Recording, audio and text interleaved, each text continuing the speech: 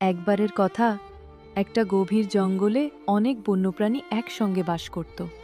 সেই জঙ্গলের সবচেয়ে বড় ও শক্তিশালী প্রাণী ছিল এক বিশাল হাতি। হাতিটি ছিল খুব অহংকারী। সে তার শক্তি দেখিয়ে প্রতিদিন ছোট প্রাণীদের ভয় দেখাতো। একদিন সে নদীর ধারে পানি খেতে এলো। হঠাৎ একটি বুদ্ধিমান কুমির তাকে ডাক দিল, হাতি ভাই, তুমি খুব শক্তিশালী বটে, কিন্তু তুমি কি সত্যিই জঙ্গল শাসন করতে পারো?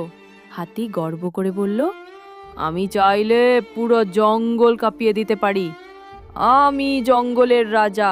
তখন কুমির বলল, তাহলে তুমি যদি সত্যিই শক্তিশালী হও, আমার সাথে একটা খেলায় অংশ নাও। এই নদীর এপার থেকে ও পারে একটা দড়ি টানাটানি খেলবো। যদি তুমি আমাকে টানতে পারো, তবে তুমিই জঙ্গলের রাজা।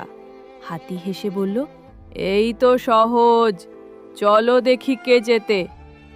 কুমির গিয়ে নদীর ওপারে অন্য প্রাণীদের নিয়ে একটা গাছের সঙ্গে দড়ি বেঁধে দিল, আর হাতির দিকে দড়ির অপর প্রান্ত বাড়িয়ে দিল।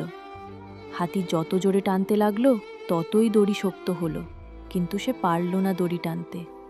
সে ভাবল, কুমির খুব শক্তিশালী। শেষে ক্লান্ত হয়ে হাতি বসে পড়ল। তখন কুমির এসে হেসে বলল, তোমার শক্তি আছে ঠিকই, কিন্তু অহংকার করলে কেউ কখনো সত্যিকারের রাজা হতে পারে না। রাজা হতে হলে দয়া, সহানুভূতি ও বুদ্ধি থাকতে হয়। হাতি খুব লজ্জিত হলো এবং প্রতিজ্ঞা করল, আর কখনো কাউকে অহংকার করে কষ্ট দেবে